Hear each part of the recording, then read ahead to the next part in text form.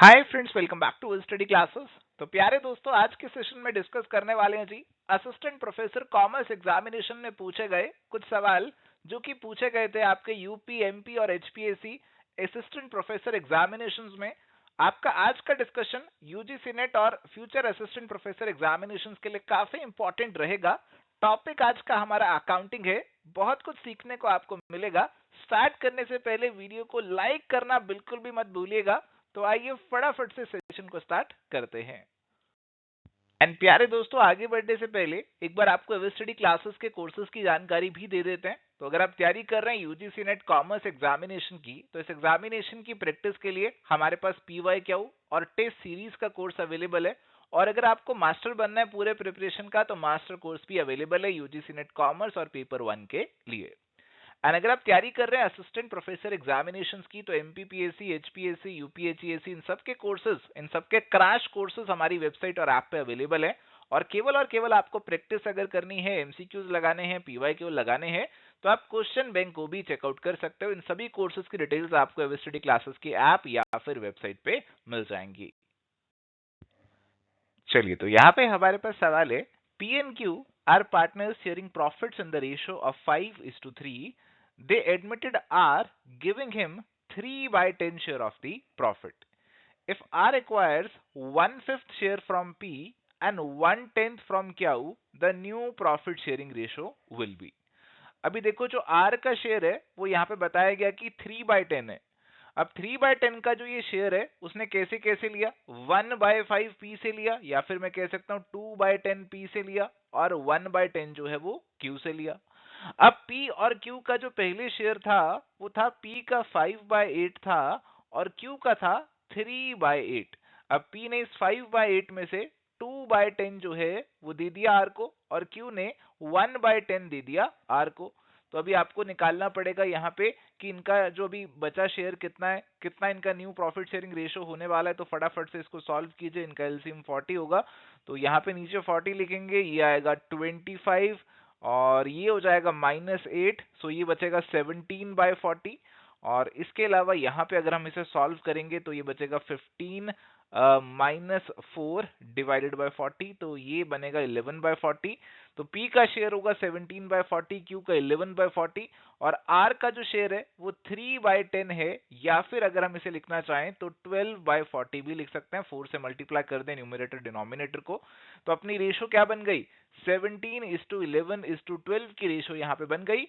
तो correct answer यहाँ पे ऑप्शन नंबर डी का प्यारे दोस्तों बन जाएगा। चलिए, coming to the next question, revenue is generally recognised being earned at the point of time when.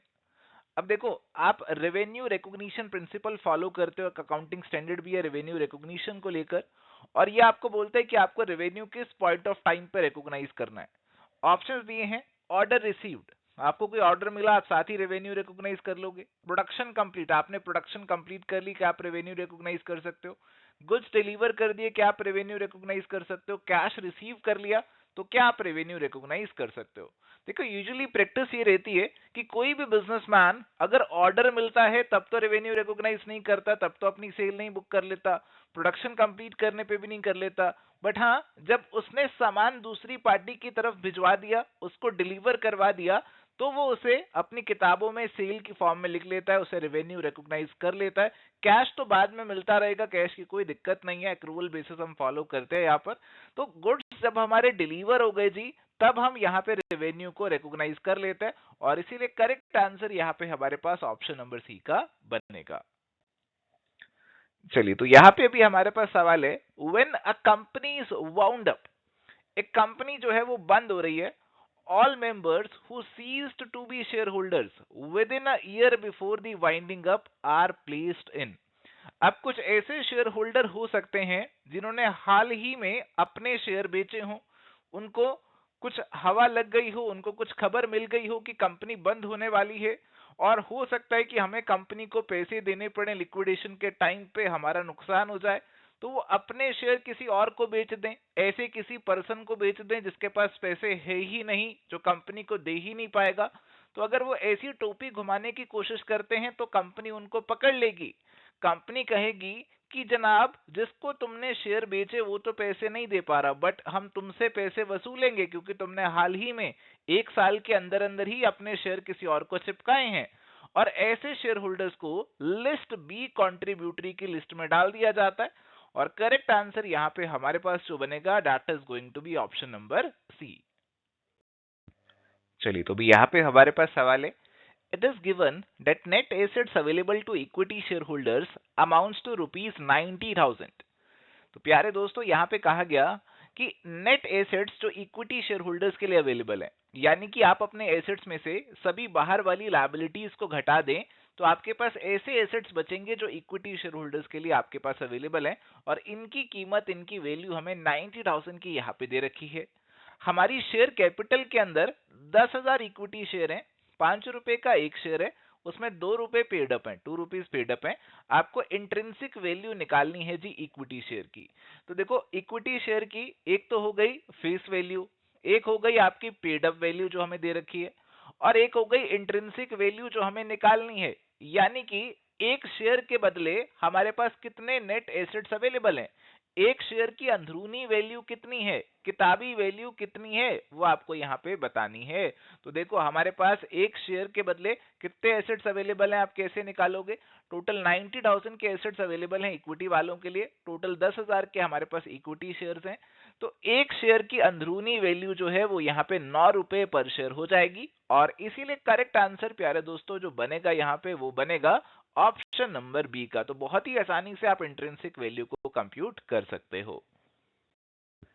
चलिए तो यहाँ पे अभी हमारे पास सवाल है, if the fixed cost is rupees 10,000, profit is rupees 5,000 and break even point is rupees 20,000, then the amount of sales is going to be. तो अभी यहाँ पे सवाल हमसे पूछ रहा है कि आपको फिक्स्ड कॉस्ट, प्रॉफिट और ब्रेक इवन पॉइंट हमने दे दिया, अब मार्जिनल कॉस्टिंग के कुछ फॉर्मूलाज का इस्तेमाल करो और हमें सेल्स की वैल्यू निकाल कर बताओ।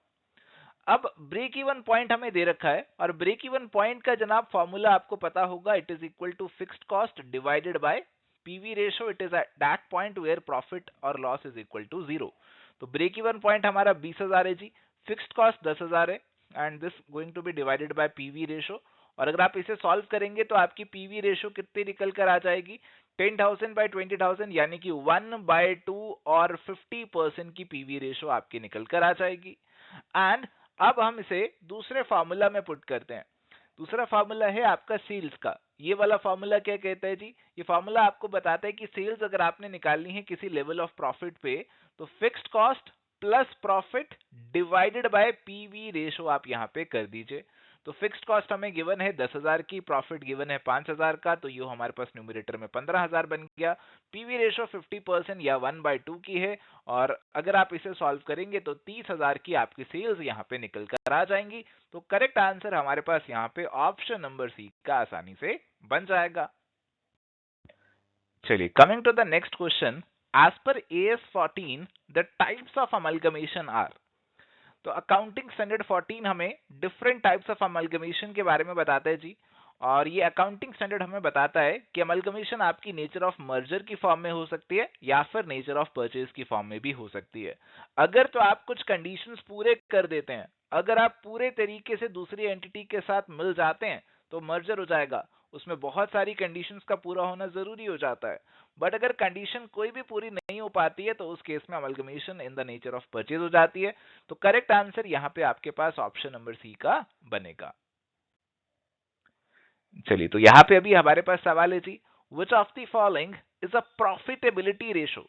कौन सी रेशो ऐसी है जो आपकी प्रॉफिट से जुड़ी हुई है? Proprietary ratio. Proprietary ratio basically आपकी इक्विटी से जुड़ी हुई है कि आपके कैपिटल स्ट्रक्चर में कितना इक्विटी है।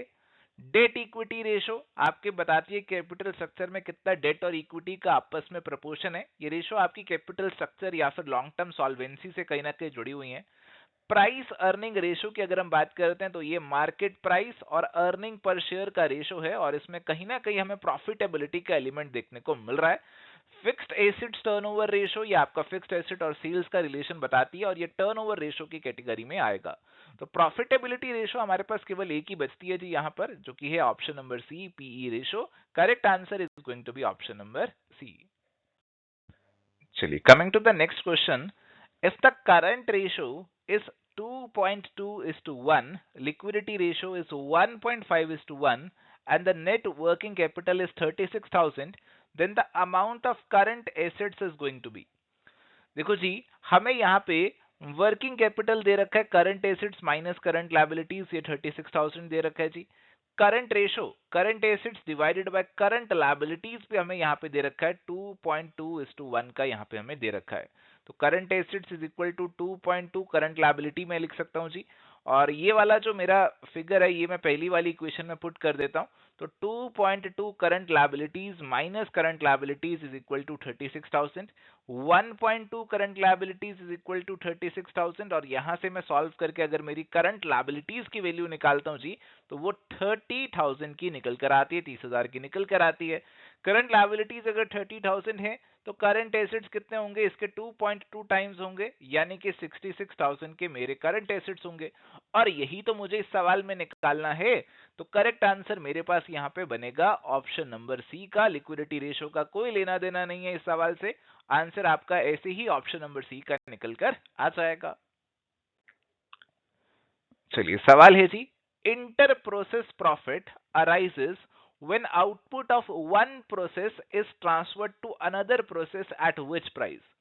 अभी कई बार क्या होता है कि हमारा जो प्रोडक्ट है वो मल्टीपल प्रोसेसेस से निकलकर बन रहा होता है।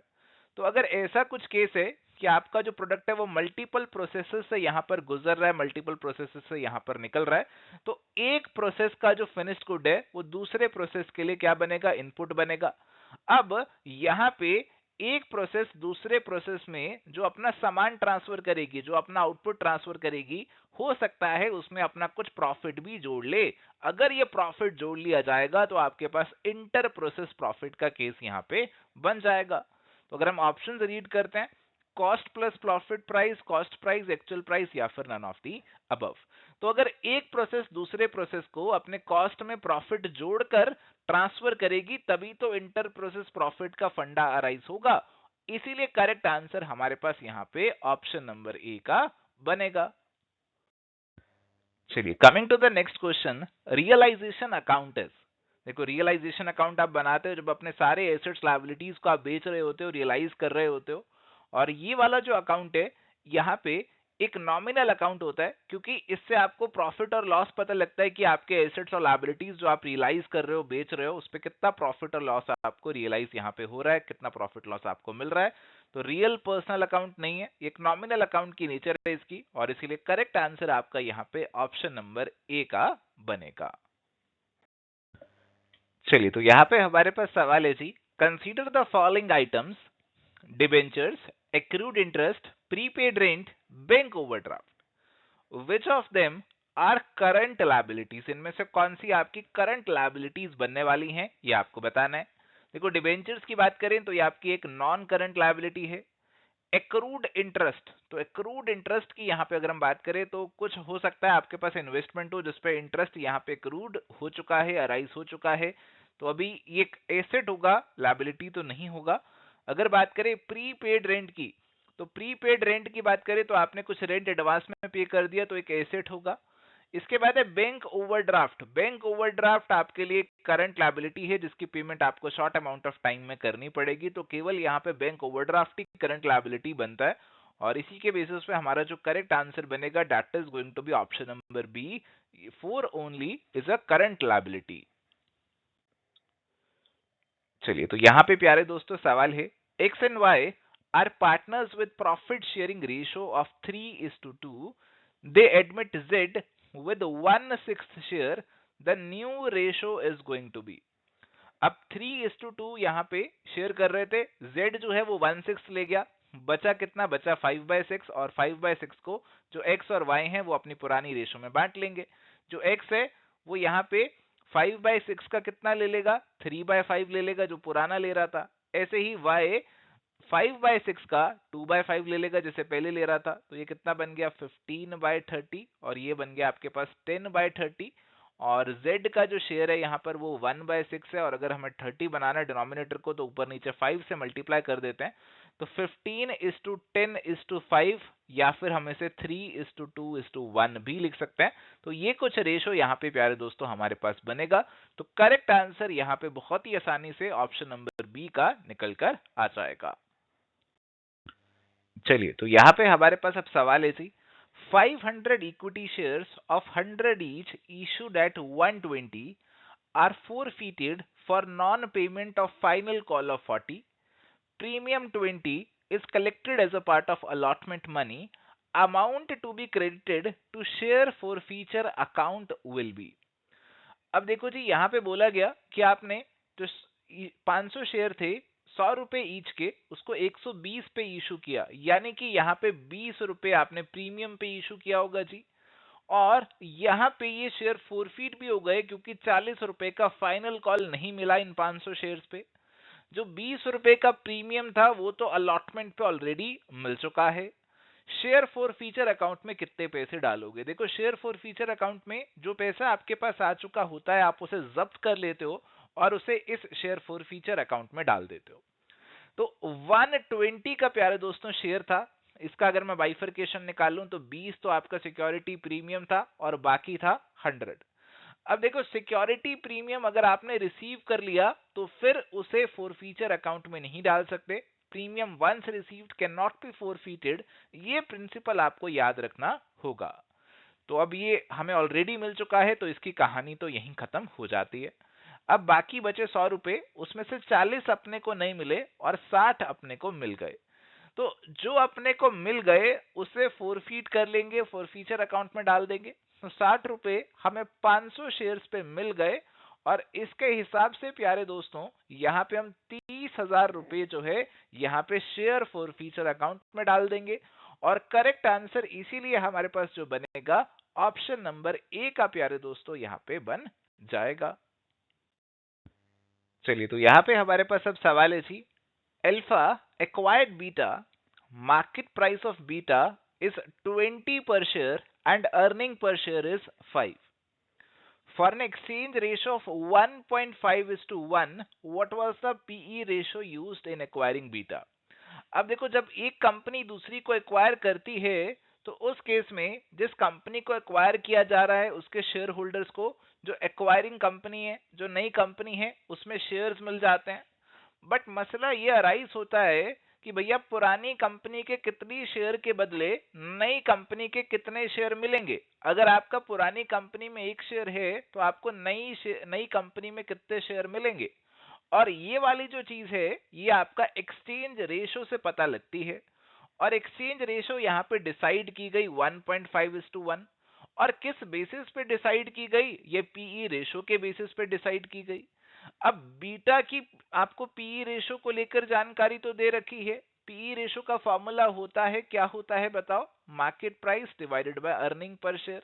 तो इसकी जानकारी हमें दे रखी है कि इसका मार्केट प्राइस 20 है, अर्निंग पर शेयर 5 है, तो इसका पीई रेशो तो 4 है। अभी दूसरी कंपनी का क्या पीई रेशो इस्तेमाल हुआ इस 1.5:1 तक आने में, ये आपको निकालना है। तो दूसरी कंपनी का प्यारे दोस्तों यहाँ पे क्या होगा, उसे x मान लो और ये प्रपोर्शन यहाँ पे बना लो। एक्सचेंज रेशो को आप इक्वेट कर दो PE ratio of A PE ratio of B से, और इस तरीके से यहाँ पे आप x की वैल्यू निकालोगे तो 6 निकल कर आ जाएगी। तो यानी कि दूसरी कंपनी का पीई रेशो हमने 6 लिया होगा। आप दूसरे तरीके से भी सोच सकते हैं, आप ऑप्शंस को लेकर भी सोचने समझने की कोशिश कर सकते हैं। अगर हम ऑप्शन नंबर डी 6 को देखते हैं तो 6 डिवाइडेड बाय 4 ये हमारे पास 1.5 बन जाता है, और 1.5:1 का रेशो ही तो हम लेकर चले हैं। तो पीई रेशो यहाँ पे हमें कौन सा लेना पड़ेगा? हमें पीई रेशो यहाँ पे 6 का ही लेना पड़ेगा। तो कुछ इस तरीके से हमारी कैलकुलेशंस की जाती हैं। तो करेक्ट आंसर यहाँ पे आपके पास ऑप्शन नंबर डी का बनेगा। चलिए, तो यहाँ पे हमारे पास सवाल है जी, आपको निकालना है मटेरियल कॉस्ट वेरिएंस, और यहाँ पे जानकारी दे रखी है एक्चुअल क्वांटिटी 2,80,000, एक्चुअल रेट आपका 0.9 का है, standard quantity for actual output is 3 lakh and standard rate is ₹1। अब देखो, मटेरियल कॉस्ट वेरिएंस के लिए आपको क्या कंपेयर करना होता है जी? आपको स्टैंडर्ड कॉस्ट से एक्चुअल कॉस्ट को कंपेयर करना होता है। और स्टैंडर्ड कॉस्ट कैसे निकलेगा? Standard quantity into standard price, और इसे कंपेयर करेंगे actual quantity into actual price से। और यहाँ पे अगर आप लिखेंगे अपने फिगर्स को, तो प्यारे दोस्तों स्टैंडर्ड हमें यहाँ पे कितना दे रखा है? स्टैंडर्ड हमें दे रखा है 3 लाख का इंटू 1। एक्चुअल हमें दे रखा है कितना? इसे माइनस करेंगे एक्चुअल से, 2,80,000 इंटू 0.9, जिसे आप सॉल्व करेंगे तो ये कितना निकल कर आएगा?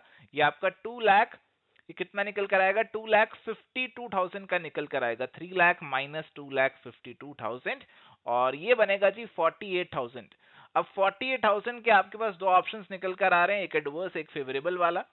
अब देखो, क्योंकि स्टैंडर्ड खर्चा आपका ज्यादा था, स्टैंडर्ड कॉस्ट आपका 3 लाख का था, बट आपने एक्चुअल में खर्चा केवल 2,52,000 का ही किया, तो ये बहुत अच्छी बात है, ये वेरिएंस आपके लिए फेवरेबल है, आपने कम खर्चा किया, और इसीलिए करेक्ट आंसर यहाँ पे ऑप्शन नंबर बी का प्यारे दोस्तों बन जाएगा। चलिए, तो यहाँ पे सवाल है जी, all other things being held constant, which of the following would increase the amount of cash on a company's balance sheet? अब आपसे पूछा जा रहा है कि इनमें से कौन सी ट्रांजैक्शन की वजह से कंपनी की बैलेंस शीट में कैश बढ़ जाएगा? Purchase of a new piece of equipment, तो अगर आपने एक नया पीस ऑफ इक्विपमेंट खरीदा तो उसकी वजह से तो आपका कैश कम होगा। रीपरचेज ऑफ कॉमन शेयर्स, देखो अगर आपने शेयर्स को रीपरचेज कर लिया, बायबैक वगैरह कर लिया, उससे भी कैश कम होगा। Company page a dividend, dividend दिया तो उससे भी कैश कम ही होगा। Issue of new stock by the company, अगर कंपनी ने नए शेयर्स इशू किए तो उस केस में कंपनी के पास तो कैश आएगा, cash is going to increase, और इसीलिए correct answer option number D का यहाँ पे प्यारे दोस्तों बन जाएगा। चलिए, तो यहाँ पे प्यारे दोस्तों हमारे पास सवाल है जी, Jayshree recently reported net income of 4,75,000, तो एक कंपनी है जी जिसकी नेट इनकम निकल कर आई है 4,75,000 की, and depreciation of 88,500 for the financial year. How much was its net cash flow, assuming it had no amortization expense and also assuming that it had sold none of its fixed assets during the period? देखो, हमारी net income यानी कि सभी खर्चों के बाद जो income थी 4,75,000 की थी, और इसमें डेप्रीसिएशन है 88,500 का। हमें बेसिकली अपना कैश फ्लो बताना है, और एजम्पशन दे रखी है कि भैया कोई और कैश का, कोई और ऐसा नॉन कैश ट्रांजैक्शन आपका नहीं हुआ है, कोई फिक्स्ड एसेट आपने बेचे नहीं है, तो फिर तो बहुत ही आसान है जी। देखो, आपका जो प्रॉफिट आफ्टर टैक्स है इसमें ये डेप्रीसिएशन घटा हुआ है, और depreciation we all know is a non cash expense, तो अगर आपको अपने कैश फ्लो की तरफ पहुंचना है तो इस डेप्रीसिएशन को ऐड बैक करना पड़ेगा। तो 4,75,000 में आप 88,500 जोड़ दीजिए, और अगर आप ऐसा जोड़ देंगे तो आपके पास क्या आंसर निकल कर आएगा? 5,63,500, यानी कि ऑप्शन नंबर ए का करेक्ट आंसर यहाँ पे आपके पास बन जाएगा। चलिए, तो यहाँ पे अभी हमारे पास सवाल है, which is not the method of human resource accounting, human resource accounting करने का इनमें से कौन सा तरीका नहीं है? रिप्लेसमेंट कॉस्ट मेथड तो एक तरीका है, आप देख सकते हैं कि रिप्लेसमेंट करने में क्या खर्चा आएगा, that can be a value of human resource. Historical cost, historically क्या खर्चा हुआ, तो आप इसे देख सकते हैं ह्यूमन रिसोर्स अकाउंटिंग करने में। अपॉर्चुनिटी कॉस्ट आप देख सकते हैं, और अपॉर्चुनिटी के कॉस्ट के बेसिस पे ह्यूमन रिसोर्स की वैल्यू निकाल सकते हैं। ऑपरेटिंग कॉस्ट मेथड हमारे पास कोई मेथड नहीं है ह्यूमन रिसोर्स अकाउंटिंग का, और इसीलिए करेक्ट आंसर यहाँ पे हमारे पास ऑप्शन नंबर डी का बनेगा। चलिए, तो यहाँ पे सवाल है, with reference to angle of incidence which of the following statements is correct? अब देखो, एंगल ऑफ इंसिडेंस की जो बात होती है, ये आपका जो कंसेप्ट जुड़ा हुआ है, ये जुड़ा हुआ है ब्रेक इवन कॉस्टिंग से, मार्जिनल कॉस्टिंग से जुड़ा हुआ है। और ये वाला जो एंगल है, ये बेसिकली आप कैसे बनाते हैं वो भी हम सीखने की कोशिश थोड़ी सी कर लेते हैं। देखो, हमें कॉस्ट और रेवेन्यू के जो लाइंस है वो ड्रॉ करने पड़ेंगे। आपके पास जो फिक्स्ड कॉस्ट रहती है उसका ये लाइन कुछ ऐसा निकल कर आएगा, क्योंकि फिक्स्ड कॉस्ट सेम रहेगी respective of the level of output, और जो आपका टोटल कॉस्ट होगा वो यहीं से स्टार्ट होगा, फिक्स्ड कॉस्ट वाली लाइन के ऊपर से ही स्टार्ट होगा, ये आपका टोटल कॉस्ट वाला लाइन होगा। एंड इसके साथ हमें बनाना पड़ेगा रेवेन्यू का लाइन, सेल्स का लाइन, और ये कुछ आपका ऐसे बन के निकल कर आएगा, ये आपका सेल्स का लाइन बन गया। एंड प्यारे दोस्तों, ये जो बीच में एंगल बन रहा है सेल्स लाइन और कॉस्ट लाइन के बीच में, ये जो एंगल है इसे बोला जाता है एंगल ऑफ इंसिडेंस। अब ये जो एंगल ऑफ इंसिडेंस है आपकी प्रॉफिट अर्निंग कैपेसिटी को दर्शाता है। जितना बड़ा एंगल होगा, जितना ज्यादा गैप होगा सेल्स और कॉस्ट की लाइन में, उतना ज्यादा आपकी प्रॉफिट अर्निंग कैपेसिटी यहाँ पे होने वाली है। तो स्टेटमेंट नंबर 1 जो आपको दे रखी है वो बिल्कुल सही दे रखी है। Second statement, it represents the angle between the sales line and the cost line, ये भी बिल्कुल सही है क्योंकि सेल्स और कॉस्ट लाइन के बीच का ये एंगल है। और ये दोनों स्टेटमेंट क्योंकि सही बन जाती हैं तो करेक्ट आंसर यहाँ पे option number C both 1 and 2 का बन जाएगा। चलिए, तो यहाँ पे हमारे पास सवाल है, if the current ratio of a company is 2:1, which of the following transactions would improve this ratio. तो करंट रेशियो 2:1 की है, यानी कि करंट एसेट्स डबल हैं as compare to current liabilities. और लेट्स सपोज कि हमारे जो करंट एसेट्स हैं वो यहाँ पे 2 लाख के हैं और करंट लायबिलिटीज जो हमारी हैं वो यहाँ पे 1 लाख की हैं।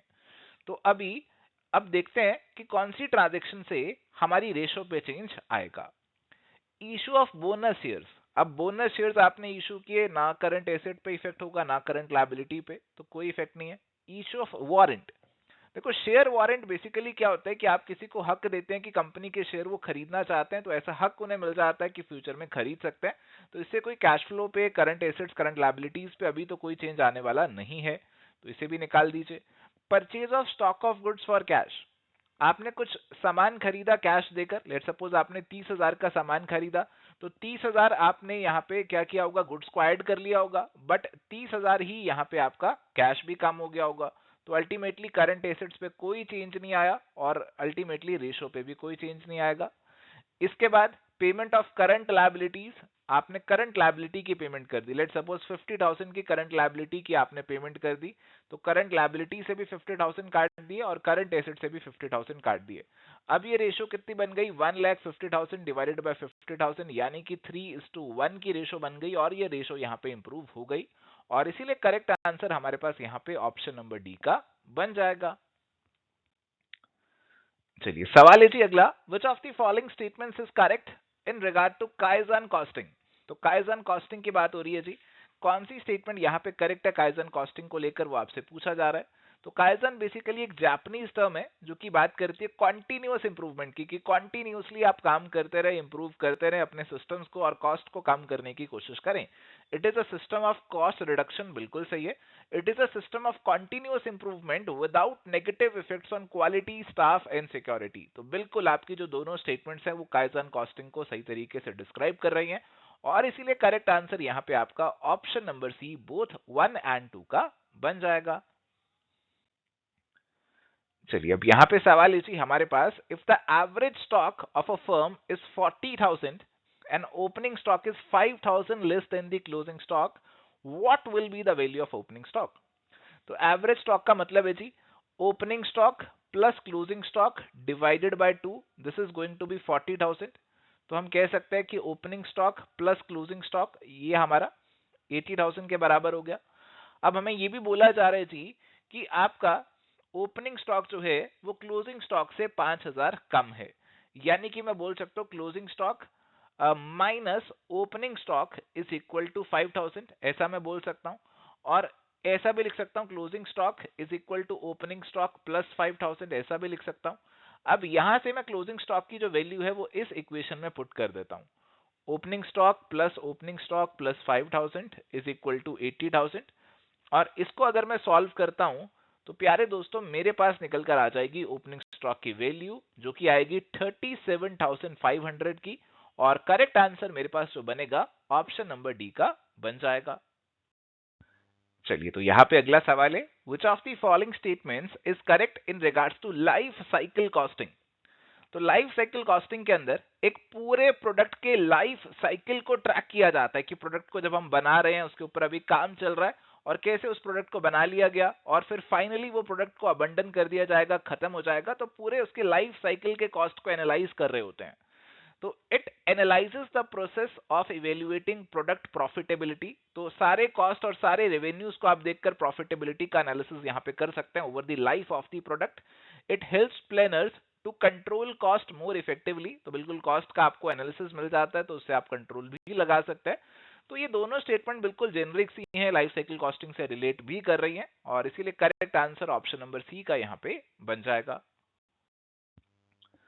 चलिए, तो अब यहाँ पे हमारे पास सवाल है, with reference to margin of safety which of the following will improve it. तो मार्जिन ऑफ सेफ्टी का जो आपका कंसेप्ट है वो मार्जिनल कॉस्टिंग या फिर ब्रेक इवन कॉस्टिंग से जुड़ा हुआ है। और मार्जिन ऑफ सेफ्टी का आपका फॉर्मूला क्या रहता है? मार्जिन ऑफ सेफ्टी का फॉर्मूला रहता है actual sales minus break even sales. यानी कि आपकी actual sales break even sales से अगर ज्यादा है तो इसका मतलब है कि आपका मार्जिन ऑफ सेफ्टी ज्यादा है।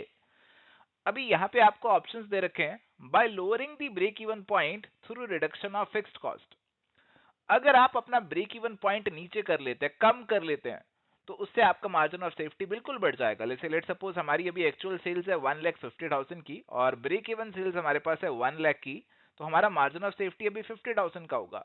बट अगर हम इस ब्रेक इवन सेल्स को कम करके 75,000 कर दें तो हमारा मार्जिन ऑफ सेफ्टी यहाँ पे बढ़कर 75,000 हो जाएगा। तो अगर आप ब्रेक इवन सेल्स को लोअर कर रहे हैं तो बिल्कुल आपका मार्जिन ऑफ सेफ्टी यहाँ पे इंक्रीज होगा। Bye adopting a better profitable product mix, अगर आप ऐसे प्रोडक्ट को बेचते हैं जिसमें आपकी प्रॉफिटेबिलिटी बढ़ जाती है, आपके कंट्रीब्यूशन मार्जिन्स बढ़ जाते हैं, तो उससे भी आप जल्दी ब्रेक इवन कर लेंगे। जल्द आपका ब्रेक इवन पॉइंट नीचे आ जाएगा, सेल्स कम हो जाएगा ब्रेक इवन वाला, और उससे भी मार्जिन ऑफ सेफ्टी को इंप्रूव कर सकते हैं।